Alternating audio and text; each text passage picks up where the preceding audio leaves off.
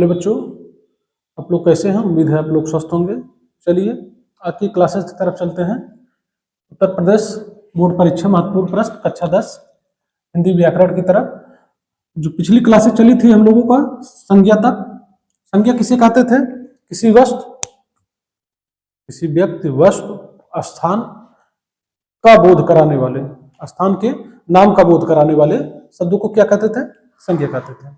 यानी कि किसी व्यक्ति, वस्तु, स्थान के नाम का बोध कराने वाले को संज्ञा कहते थे। ठीक, संज्ञा कितने प्रकार के होते थे? संज्ञा 5 प्रकार के: व्यक्तिवाचक, जातिवाचक, भाववाचक, समूहवाचक और द्रव्यवाचक। चलिए उसके बाद हम लोग चलते हैं सर्वनाम की तरफ। ठीक,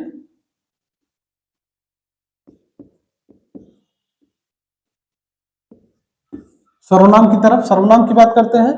सर्वनाम किसे कहते हैं हम लोग? जो शब्द संज्ञा के बदले प्रयुक्त हो। जैसा मैंने पिछली बार बताया था, राम जाता है, तो राम के स्थान पर अगर हम संज्ञावाचक शब्द का प्रयोग करेंगे, जैसे वह लगा दिए, अगर वह जाता है तो क्या हो गया? वो वह जो है सर्वनाम है ना। तो जहां संज्ञा का इस्तेमाल हो, जो शब्द संज्ञा है, अगर उसके जगह पे प्रयुक्त होने वाले शब्दों को क्या कहते हैं? सर्वनाम कहते थे। यानी कि जो शब्द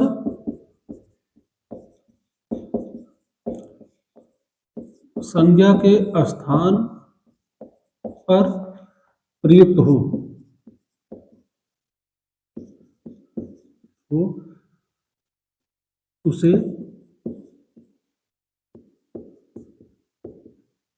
सर्वनाम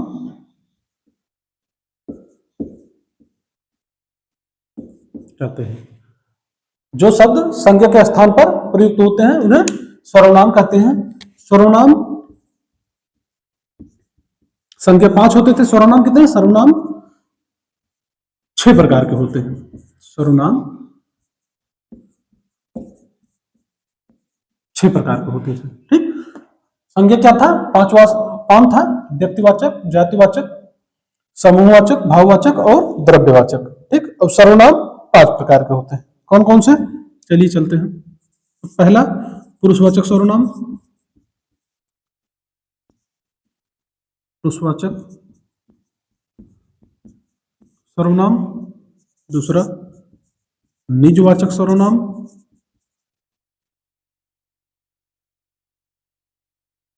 दूसरा निजवाचक सर्वनाम। तीसरा निश्चयवाचक सर्वनाम।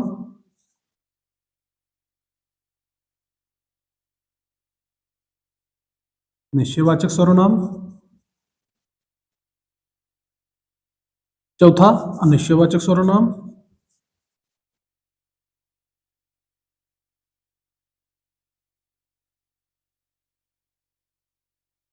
अनिश्चयवाचक सर्वनाम।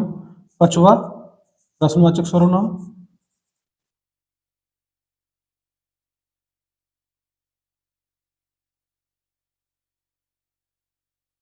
और छठा संबंधवाचक।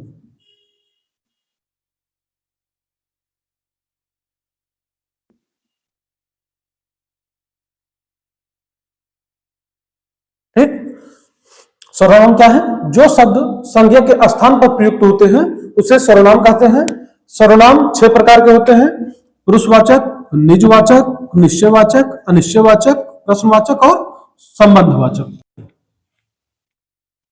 देखिए, सर्वनाम की संख्या की बात करें, सर्वनाम की संख्या की बात करें, हिंदी में सर्वनाम 11 होते हैं।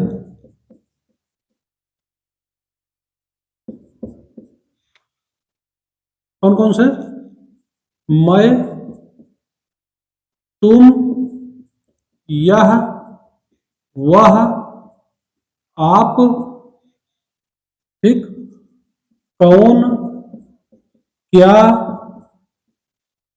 ठीक, कोई और कुछ। 1 2 3 4 5 6 7 8 9, 6 7 8 9 10।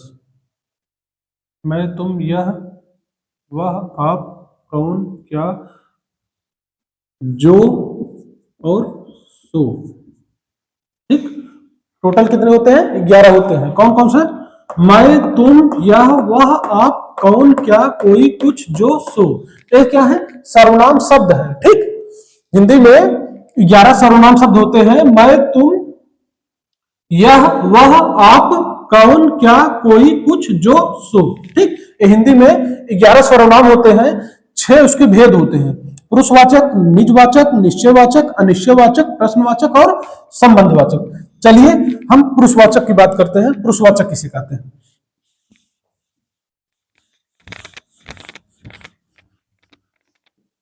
पुरुषवाचक सर्वनाम, ऐसे सर्वनाम। पुरुषवाचक सर्वनाम क्या है?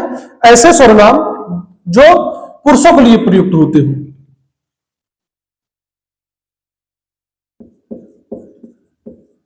ऐसे सर्वनाम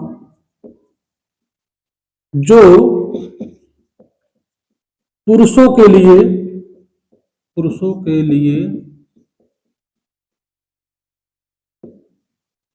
प्रयुक्त होते हैं।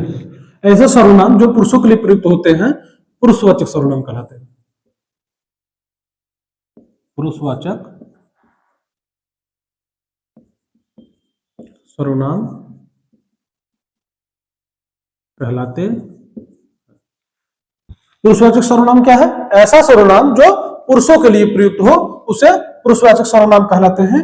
इसके 3 भेद होते हैं। इसके 3 भेद होते हैं। इसके 3 भेद होते हैं। पहला कौन? उत्तम पुरुष, मध्यम पुरुष,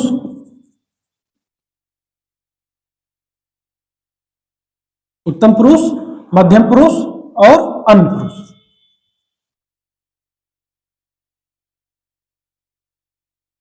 उत्तम पुरुष, मध्यम पुरुष और अन्य पुरुष। चलो देखते हैं उत्तम पुरुष में कौन कौन आते हैं। जैसे कि पर्सनल के लिए, जैसे मैं और हम। मध्यम पुरुष यानी कि सेकंड पर्सन, जैसे तुम, आप।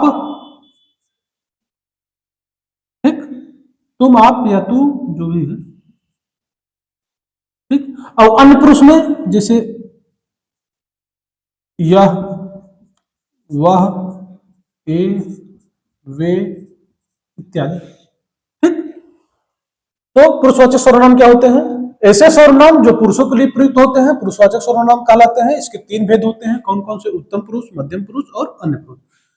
उत्तम पुरुष में मैं और हम, मध्यम पुरुष में तुम, आप, ठीक, तू, अन्य पुरुष में यह, वह और वे।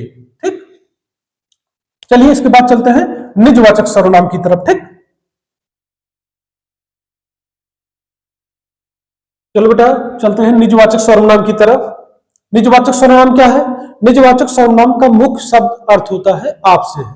ठीक, खुद से है। ठीक, निजवाचक का सर्वनाम का मुख्य अर्थ आपसे है।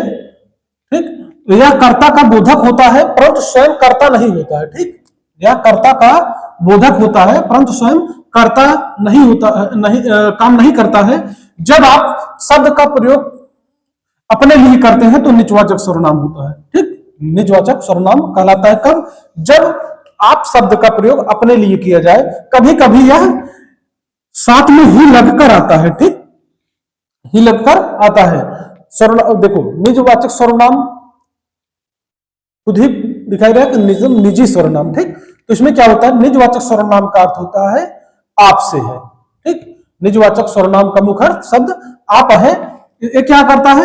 ये कर्ता का बोधक होता है लेकिन स्वयं कर्ता का काम नहीं करता है। ठीक, जब आप शब्द का प्रयोग अपने लिए हो तो निजवाचक सर्वनाम, जो ये आप शब्द है जब इसका उपयोग अपने लिए किया जाए तो वहां क्या कहलाता है? निजवाचक सर्वनाम कहलाता है। कभी कभी क्या है, ये आपके बाद ही लग कर आता है। ठीक, जैसे उदाहरण देख लो। जैसे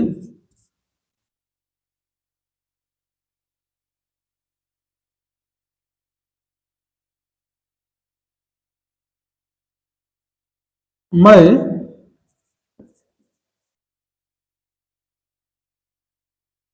मैं अपना मैं अपने सॉरी चलो देखो, मैं अपने आप ही अपना मैं अपने आप ही कार्य कर लेता हूं, कार्य कर लेता हूं, मैं अपने आप ही कार्य कर लेता हूं। या देखो इसमें क्या हुआ, मैं अपने आप ही कार्य कर लेता हूं ना, आप ही शब्द आया ना, ये क्या है, ये निजवाचक सर्वनाम है, जहां अपने की बात आ जाए, ठीक, जहां अपने की बात आ जाए और जो आप शब्द है खुद के लिए उपयुक्त हो, वो क्या है, निजवाचक सर्वनाम है। चलिए अगले सर्वनाम की तरफ चलते हैं, निश्चय सर्वनाम की तरफ। निश्चयवाचक सर्वनाम जिस सर्वनाम से वक्ता के पास या दूर वक्ता के पास या दूर वस्तु के वक्ता के पास या दूर वस्तु के निश्चय का बोध हो, ठीक, निश्चयवाचक सर्वनाम कहलाता है। जिस सर्वनाम से वक्ता के पास का या दूर का जो वस्तु है उसे निश्चय का बोध हो तो निश्चयवाचक सर्वनाम कहलाता है। इसमें निश्चित व्यक्त करने वाले पद आते हैं, ठीक, इसमें निश्चितता व्यक्त करने वाले पद आते हैं, जैसे यह और वह। उदाहरण के लिए पहला, यह रख लो, ठीक, यह रख लो यानी कि निश्चय है, कोई सामान है उसको रखना है, यह रख लो या वह रख लो, ठीक, यह रख लो या वह रख लो। इसमें क्या होता है, निश्चितता वाले पद आते हैं। इस सर्वनाम में पास रखी या दूर रखी वस्तु का निश्चय का बोध हो, ठीक, वो क्या कहलाता है, निश्चयवाचक सर्वनाम कहलाता है। इसके बाद चलते हैं अनिश्चयवाचक सर्वनाम की तरफ। निश्चयवाचक में क्या था, निश्चयवाचक सर्वनाम में दूर रखी वस्तु या पास रखी वस्तु का निश्चय का बोध होता था, ठीक। इसमें क्या है, इसमें वह सर्वनाम जिसमें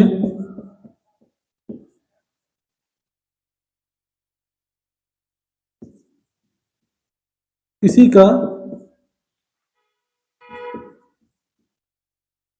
निश्चय न होने का बोध हो, निश्चय न होने का बोध हो,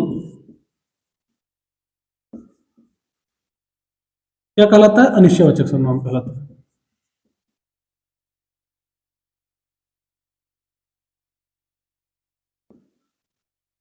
अनिश्चयवाचक सर्वनाम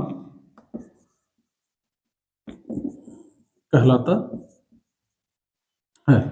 वह सर्वनाम जिसमें निश्चय होने का बोध रहता था वो निश्चयवाचक सर्वनाम कहलाता था।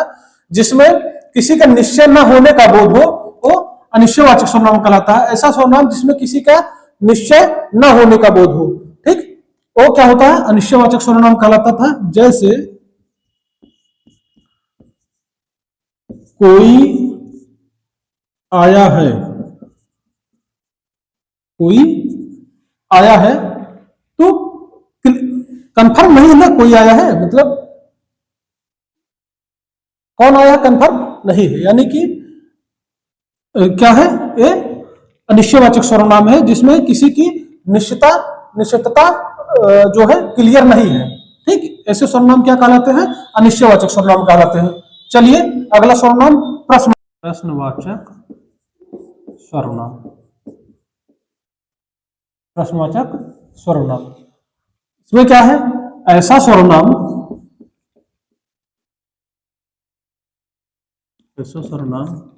जिसमें प्रश्न या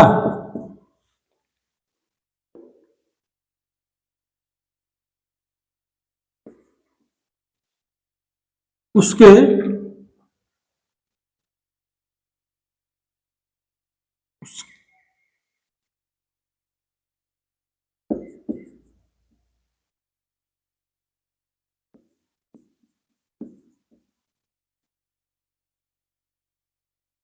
अर्थ व्यक्त करने वाला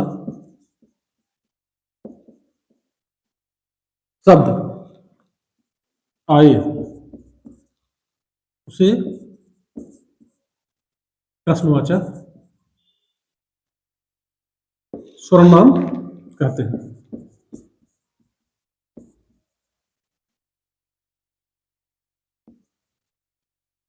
ऐसा सर्वनाम जिसमें प्रश्न या उसकी तरह अर्थ व्यक्त करने वाले शब्द आए, उसकी तरह व्यक्त करने वाले शब्द आए। ऐसा सर्वनाम जिसमें प्रश्न या उसकी तरह व्यक्त करने वाले शब्द आए उसे प्रश्नवाचक सर्वनाम कहते हैं। उसकी तरह यानी प्रश्न की तरह व्यक्त करने वाले शब्द आए उसे क्या कहते हैं? प्रश्नवाचक सर्वनाम कहते हैं। जैसे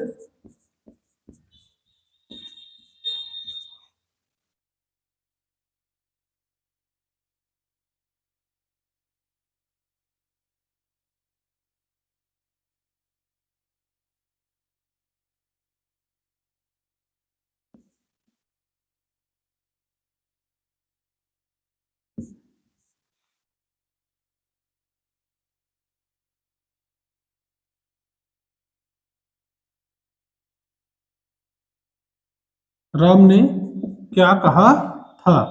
जैसे राम ने क्या कहा था।